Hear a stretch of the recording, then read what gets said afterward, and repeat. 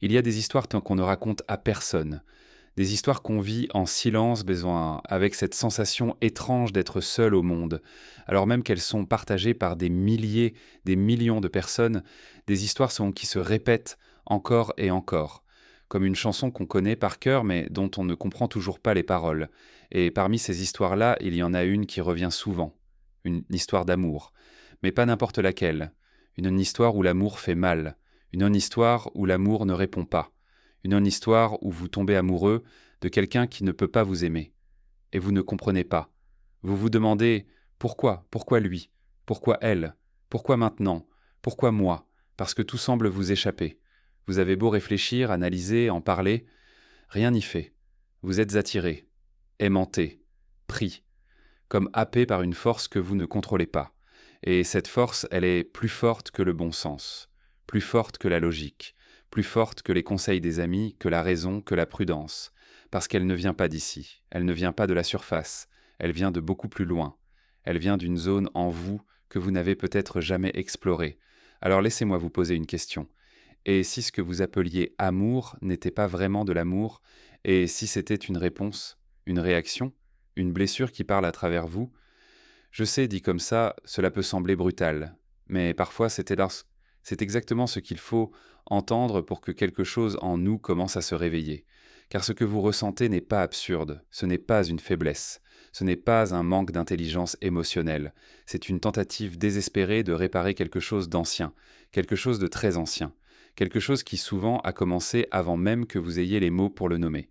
Il y a en vous une mémoire affective, une empreinte, une trace laissée par les premières de relations de votre vie. Et si ces premières de relations ont été marquées par l'instabilité, par l'indisponibilité, par l'amour conditionnel, alors vous avez appris très tôt une chose. L'amour, ça se mérite. L'amour, ça s'arrache. L'amour, ça s'attend. Et cette croyance, elle ne vous a jamais quitté. C'est elle qui vous pousse à être attiré par des personnes qui ne vous choisissent pas vraiment. C'est elle qui vous fait rêver de quelqu'un qui vous voit à peine. C'est elle qui transforme un simple sourire en espoir. C'est elle qui vous fait confondre tension et passion. C'est elle qui vous fait dire ⁇ Je l'aime, je le sens, c'est fort, ça doit être vrai ⁇ alors que c'est peut-être juste familier. Parce que oui, le corps, le cœur, le système nerveux, ils ne cherchent pas ce qui est bon pour vous. Ils cherchent ce qu'ils connaissent, ce qui est cohérent avec votre carte intérieure. Et si ce que vous avez connu, c'est l'amour inaccessible, l'amour qui s'échappe, l'amour qu'on attend, l'amour qui se mérite, alors vous allez être attiré par ça. Encore, encore, et vous allez l'appeler amour. Mais ce n'est pas de l'amour, c'est un appel à guérir. C'est une tentative inconsciente de rejouer le passé pour le réécrire. C'est un scénario émotionnel que votre psyché vous pousse à rejouer jusqu'à ce que vous compreniez. Et cette compréhension, elle ne vient pas du mental, elle vient d'un endroit plus profond. Elle vient quand vous êtes prêt à regarder les choses en face, quand vous osez vous poser la vraie question. Et si ce n'était pas lui que j'aimais? Et si ce que j'aime, c'est ce qu'il me fait revivre? Parce que vous voyez, ce n'est pas une personne que vous aimez, c'est une sensation. La sensation de manquer, la sensation d'attendre, la sensation d'être enfin vu, même si ce n'est qu'un instant. La sensation que vous pourriez peut-être être choisi un jour. Et c'est cette attente-là qui devient le moteur. Vous n'aimez pas celui ou celle qui vous ignore. Vous aimez l'espoir qu'un jour, cette indifférence se transformera en amour, et que là, enfin, vous serez guéri. Mais ce jour n'arrive jamais, parce que vous cherchez la guérison là où elle ne peut pas exister. Vous cherchez la réparation chez quelqu'un qui ne peut pas vous l'offrir, parce qu'il n'est pas la source de votre blessure. Il en est juste le déclencheur, le reflet, le catalyseur. Et tant que vous restez dans cette dynamique, vous serez prisonnier. Prisonnier d'une quête qui vous vide, prisonnier d'un amour qui n'existe que dans votre tête, prisonnier d'une douleur que vous appelez passion. Mais à un moment, vous vous réveillez.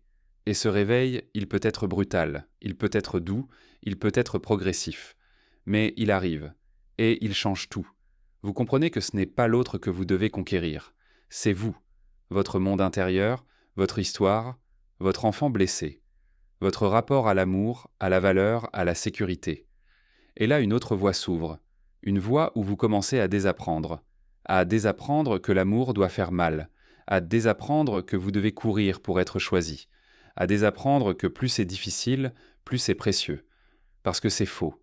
L'amour véritable ne vous fait pas courir, il vous accueille, il vous regarde, il vous choisit, il vous voit. Et quand vous commencez à guérir, c'est cela que vous commencez à ressentir. Le calme, la clarté, le repos. Vous n'avez plus besoin de vérifier votre téléphone toutes les 5 minutes. Vous n'avez plus besoin de décoder chaque message. Vous n'avez plus besoin de vous transformer pour mériter un regard. Vous devenez quelqu'un qui se choisit lui-même. Et à partir de là, quelque chose de nouveau devient possible. Un amour conscient. Un amour basé sur la vérité, sur la présence, sur la réciprocité. Et ce n'est pas un conte de fées. C'est plus profond que ça. C'est réel et c'est disponible. Dès que vous vous libérez du besoin que l'amour vienne de ceux qui ne peuvent simplement pas le donner. Alors, à vous qui écoutez encore ces mots, sachez-le, vous n'avez pas besoin de continuer cette histoire. Vous pouvez en écrire une nouvelle, pas avec une autre personne, mais avec vous, et c'est de là que tout commence. Alors, que faire maintenant ? Vous avez ouvert les yeux. Vous avez compris que ce que vous appeliez amour était peut-être la voix de votre blessure. Vous avez vu, entendu, ressenti que votre attirance pour l'inaccessible n'était pas un caprice, mais une stratégie de survie. Vous avez reconnu, peut-être pour la première fois, que ce n'est pas l'autre que vous cherchiez. C'était vous. Et à partir de là, une question essentielle se pose. Comment on guérit ? Comment on sort concrètement de ce cycle de souffrance ? Comment on cesse de rejouer les mêmes histoires, avec des visages différents ?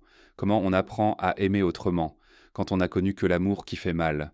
La réponse ne tient pas en une formule magique, elle tient en un chemin. Et ce chemin, je vais vous le décrire étape par étape. Mais je vais aussi vous dire une vérité importante. La guérison, ce n'est pas devenir quelqu'un d'autre. Ce n'est pas corriger ce que vous êtes. Ce n'est pas effacer vos émotions. C'est revenir à vous-même, avec douceur, avec lucidité, avec amour. Étape 1, reconnaître la blessure sans jugement. C'est la première clé, et elle est fondamentale. Tant que vous croyez que ce que vous ressentez est normal, romantique ou inévitable, vous restez pris au piège. Mais le simple fait de pouvoir dire en conscience « ce que je ressens n'est pas de l'amour », c'est une réaction à une vieille blessure change déjà tout. Vous passez de la confusion à la clarté. Et cette clarté, ce n'est pas un rejet de ce que vous êtes. C'est une lumière, une lucidité tendre, comme si vous regardiez votre propre histoire avec plus de recul, avec plus de compassion. Alors prenez un moment, fermez les yeux, et demandez-vous simplement « Est-ce que je suis tombé amoureux ? Ou est-ce que je suis retombé dans un schéma ? Pas pour vous condamner, pas pour vous critiquer, mais pour commencer à regarder votre réalité avec vérité. Étape 2. Rencontrez l'enfant en vous. Derrière chaque amour impossible, il y a une part de vous qui n'a jamais été rassurée. Un enfant intérieur qui cherche encore une main, un regard, une preuve. Et tant que cet enfant cherche cette preuve à l'extérieur, il va continuer à courir après des personnes qui lui ressemblent. Des personnes absentes, ambivalentes, incertaines. Mais vous pouvez, à partir d'aujourd'hui, devenir le parent que vous n'avez pas eu. Celui qui dit « Je te vois, je suis là. Tu n'as plus besoin de prouver.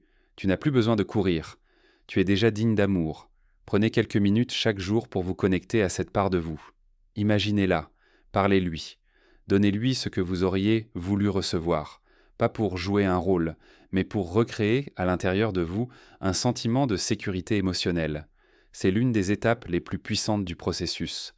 Étape 3. Réapprendre à ressentir différemment.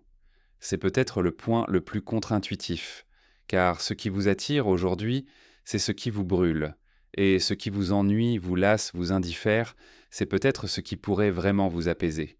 Pourquoi ? Parce que vos circuits émotionnels ont été câblés autour de la douleur. Vous avez appris que l'amour recruta tension, anxiété, attente. Alors la stabilité vous paraît fade, la disponibilité vous semble suspecte, la tendresse presque ennuyeuse. Et pourtant, ce sont ces sensations-là qu'il vous faudra apprivoiser. Alors quand vous rencontrez quelqu'un de sain, quelqu'un qui vous regarde, qui vous répond, qui vous choisit, et que vous sentez en vous une forme de résistance, de fuite, d'ennui, ne partez pas tout de suite. Interrogez-vous. Et si ce n'était pas de l'ennui, mais de la paix ? Et si ce n'était pas un manque d'attraction, mais un manque d'adrénaline ? Étape 4. Distinguer le besoin de l'amour. Ce que vous avez ressenti pour les personnes inaccessibles, ce n'est pas forcément faux, mais ce n'est pas forcément vrai non plus.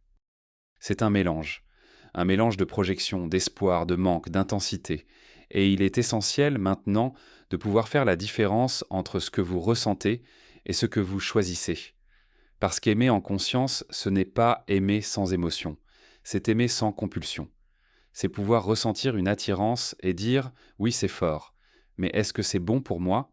Et ce bon pour moi, c'est un repère précieux que vous pouvez commencer à cultiver. Étape 5, posez de nouveaux critères relationnels.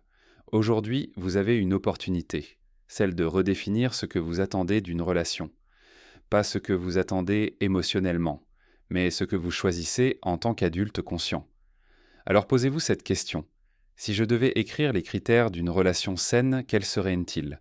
Pas il ou elle doit me faire vibrer, mais il ou elle doit être disponible émotionnellement, présent dans la relation, capable de communication authentique, capable de m'aimer sans condition ni jeu, aligné avec mes valeurs.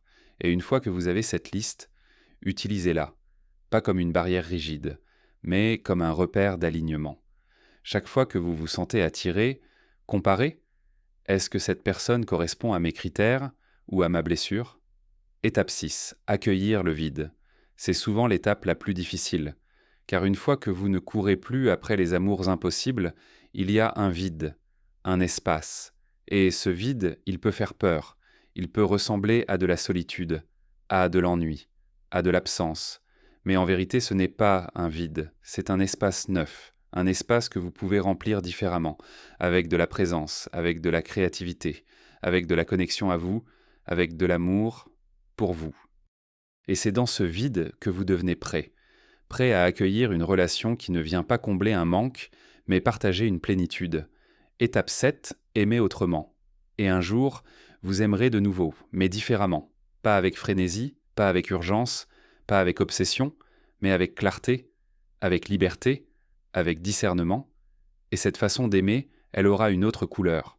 Moins brillante peut-être, mais plus profonde, plus juste, plus stable.